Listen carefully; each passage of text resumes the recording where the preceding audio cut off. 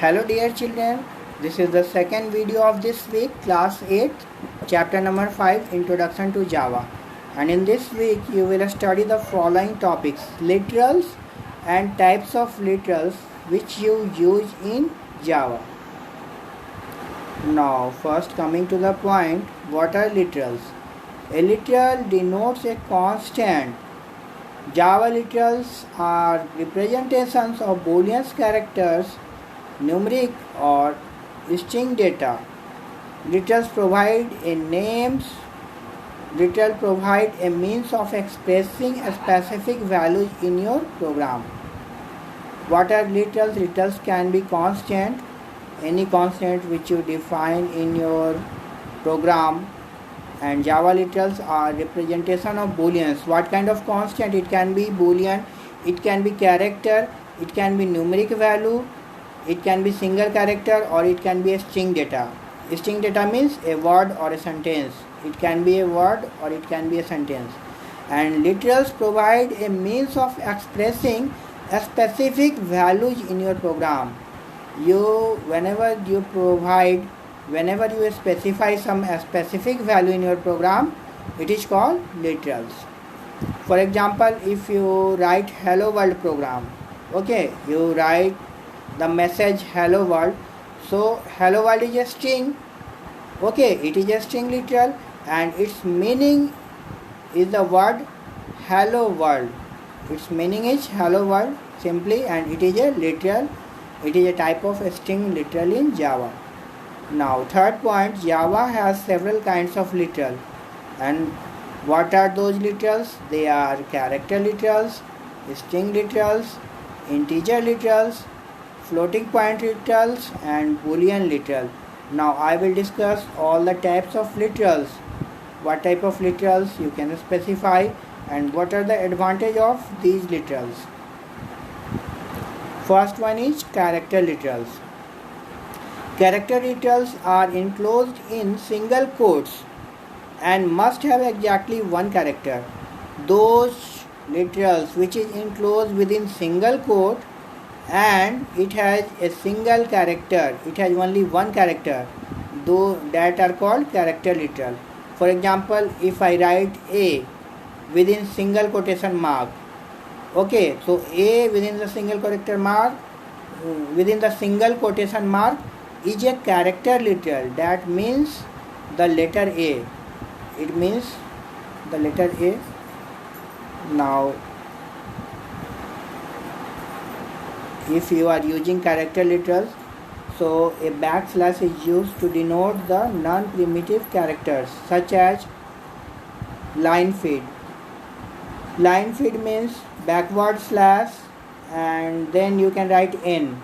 If you write these things in Java program, then what is its meaning? Its meaning means to use your cursor will move to the next line. Okay, it is used for the new line.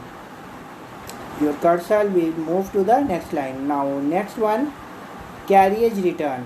If you write backward slash R, then your cursor moves. It will move the cursor to the beginning of your program, to the beginning of the line. Okay, it moves the cursor to the beginning of the line. Now third one, horizontal tab. So you should write backward slash T, which is used for tab spacing. Now next one, backslash, and backslash you should write double backward slash, which prints a backslash. When you write double backward slash, so it will print single backward slash. Okay, because one backslash is used for escape sequence and another backslash is used for printing it. Okay, so when you write double backslash, only single backslash will be printed. Okay, now next one is single quote. Single quote you can use backward slash then single quote. It denotes a single quotation mark. Okay, means single quote character. Now double quote. backward slash double quote. This denotes a double quotation mark, means double quote characters, and prints double quote. It will print double quote. Now last one, backspace. Backspace means backward slash and then you will write B. When you use backward slash B in your program, then what is its meaning? It is used for deletion of a single character. It will move one character back. Okay. Now coming to a string literal. So this is the character literal which I have discussed, in which you write a single character in a single quote. You have to enclose the single letter with a single quotation mark, which will define the character literal. Now coming to the string literal. A string literal must be enclosed within the double quotes, and we can give the example hello world, or any sentence we can write. Now string str. String str, I have taken a variable str, and which type of variable? Which is type string. Variable can be of any type. It can be integer, it can be string, it can be character. Okay, so str is our variable, and in str I have stored a sentence. What is the sentence? NEHS is one of the best school of Patna. So this sentence is contained in the variable str. Okay. Now this is a long sentence and it will be printed in a single line. Next, if you want the string to be printed in different lines, suppose this is the sentence, NEHS is one of the best school of Patna, and I want to print this sentence in 2 different lines. Okay, then what we can do? If third point, you can see, if you want the string to be printed in the different lines, you can use \n and the string concatenation operator plus as shown. So you have to write string str equal to NEHS is one of the best. Then I have given \n, and then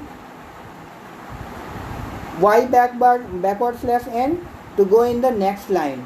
So in one line it will print NEHS is one of the best, and then I have used plus sign school of Patna. So the cursor will move to the next line due to \n, and in the next line it will print school of Patna.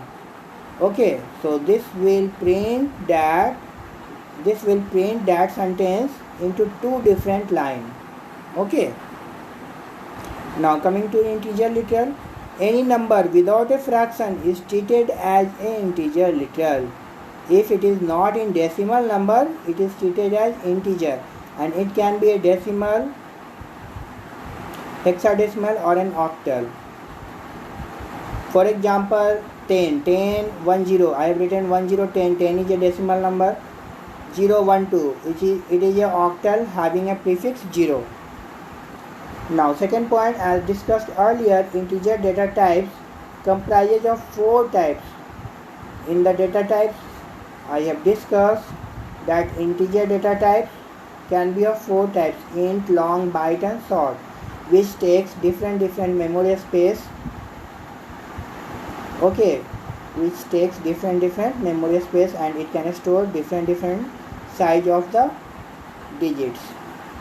Now third, the default type of integer is int, and out of the 4 types, the default type is int. Int will store integer type of numbers. Okay. Now coming to next one, floating point literal. Any number with the decimal points like 3.12 is treated as floating type literal. Floating type data is categorized into 2 parts as float and double. There are 2 types of floating point literal. One is float and another is double. The default type of floating type literal is double. And what is the default type? The default type is double. In the integer literal type, what is the default type? The default type is int. So in this case, in floating point literal, there are 2 literals. there are two types. It is of two types. One is float and another is double. And double is the by default value. The default type of floating type literal is double. So in order to differentiate between float and double, we have to add a suffix, a small f or capital F for float. For example, we can write 3.12 small f, then it will be float. If we don't write a small f or capital F, it will be double by default. Okay, or you can write 3.12 capital F. If you can write either small f or capital F, it will be float type. And if you not write a small f or capital F, then it will be of the type double. Okay. Now the last one is Boolean literal. Boolean literal can have either true or false value. If the statement is true, it returns true, and if the statement is false, it returns false. And they do not correspond to 0 or 1 values as in C and C++. In C and in C++, we take the Boolean literal as 0 and 1. But in Java, it is not taken as 0 or 1. It will be taken as true or false. Okay. So now you have understood very well, children, what are literals, what are the types of literals which is used in Java. Okay, thank you, children.